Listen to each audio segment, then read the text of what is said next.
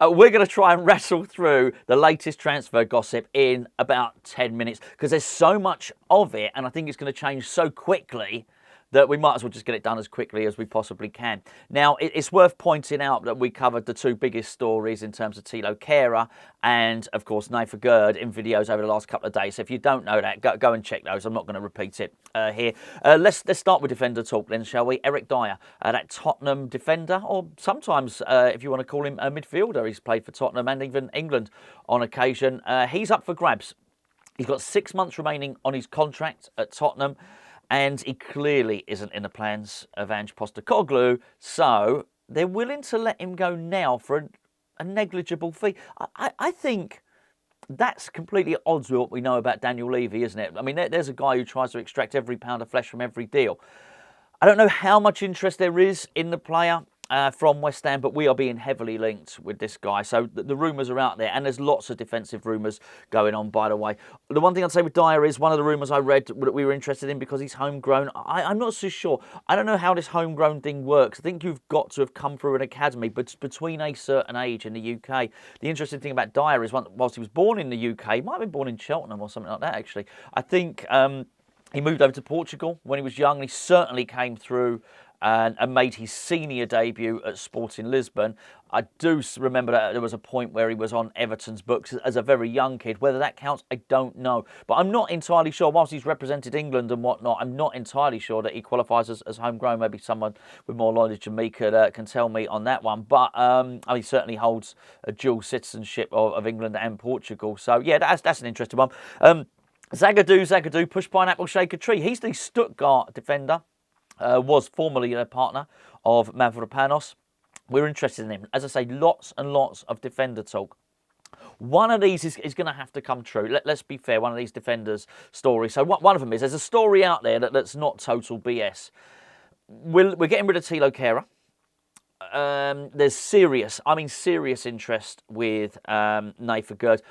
So much, no smoke without fire, and there's a lot of smoke with the Naifeh Gerd stuff, it has to be said, particularly the big hitters like Romano and Darmashef reporting on it. And you look at the situation that we've got with Zuma is, well, as I say, he's just one of those players. He's going to be injured every season. He will miss at least 10 Premier League games every single season. That's been my opinion of him since we signed him, basically. You can't rely on just Mavropanos, and you certainly can't rely on Ogbonna there. We're going to need to buy a defender. So I'd sort of watch this space closely. Oh, by the way, I should probably say Ogbonna might be offered a new contract. What about that? Ogbonna, new contract. I mean, who'd have thought that? It's who'd have thought it? But you know what? Good on him. He's played really, really well in the last few games. No doubt about that at all. We've got another Stuttgart player. We'll get to him. We'll save him till the end of the video. Let's wrap up a couple of other ones. Armando Broja. Mandalorian Broja, as we used to call him. He's a really good player. And I think in many respects one of the players best suited to West Ham. I really do. And when I say West Ham, the style of play that David Moyes likes to use. The big problem is he had a knee injury, and a big injury. And one of those ones that's sort of, like a 10-month one. Is he the same player as he was? I mean, it's going to be impossible to tell. And I think for that reason, we're going to be very, very cautious in this. Despite the fact I like him as a player, despite the fact I think he'd really work in West Ham's team. We're going to have to be a little bit careful on this one. Chelsea are ready to get rid of him. They really are. I mean, it's interesting that Todd Bowley pulled the plug on West Ham's transfer for him. That's why I think that's why we signed Scamacca, if I've remembered that correctly. Scamacca was our second choice. I wonder if he sort of regrets doing that. Chelsea clearly need to recoup some money. Heavily linked Broja as well, but I think we'd need to be an extensive medical, and I think we'd certainly something ratcheted in to the terms of the deal, which would mean, if he does break down, that you certainly don't want to be paying 30 million up front for somebody that's had the sort of knee injury that he has, that's for sure. I think we can put the Jadon Sancho stuff to bed. I'm pleased about that. I had a couple of people ask me about why I didn't want Jadon Sancho. It wasn't particularly anything to do with the attitude thing. I don't know. Jadon Sancho's not the only guy to fall out with Erik ten Hag. Let's put it that way. And he clearly is a fine player. I just think for the way we play, he's not that rapid winger that we probably need. I can't see Moyes playing him centrally, so I know what Moyes would do. Moyes will put him out wide, and if he's out wide, he's going to be asked to defend all the time. He's not got the pace of Guirassy. He's not got the strength of Guirassy. He's not the same player at all. Anyway, £250,000 a week would put us out of the running anyway. Looking like he's going to go back to Borussia Dortmund. Don't blame him, quite frankly. They're going to enjoy a lot more possession than West Ham have as well. And it seems like they're not going to be paying a £250,000 a week either. It probably should be said, because Man United are going to subsidise some of the wages. See, Man United sort of segues quite nicely into the final player in a roundup, which is... I say the final player, Max Kilman. We're linked with Max Kilman. I should have probably said that. That's more relatively breaking news. You know the guy. He's Craig Dawson's partner. He scored at the weekend, didn't he? Of course, both of them did. Dawson and Kilman.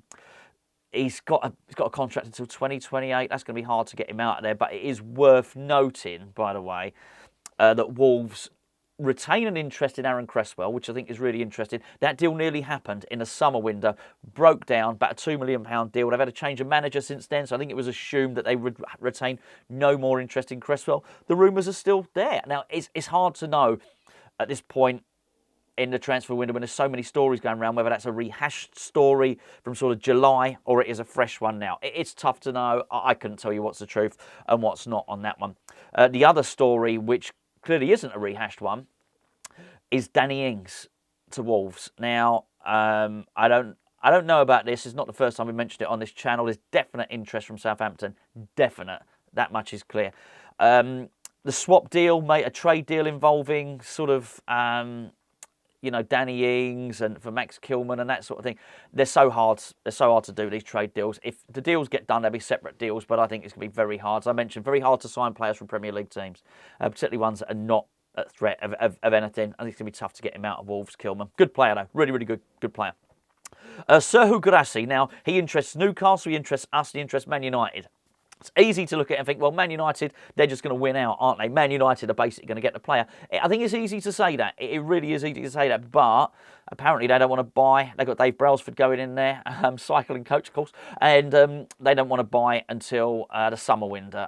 A lot of teams say that. But they trot out, they peddle out that old cliche that you can't buy anyone good in January. I mean, David Moyes says it sometimes, but let's be fair, we signed Jesse Lingard, we signed Thomas Souček, and of course we signed Jared Bowen in January window. So don't poo-poo that window too much. I think it can work very, very well sometimes if you get the right players in. Guirassy and Harry Kane are so far above everybody else in the Bundesliga. It's unreal. They're just a cut above. It makes Guirassy more remarkable because he's not playing for Bayern Munich. He's playing for Stuttgart, right?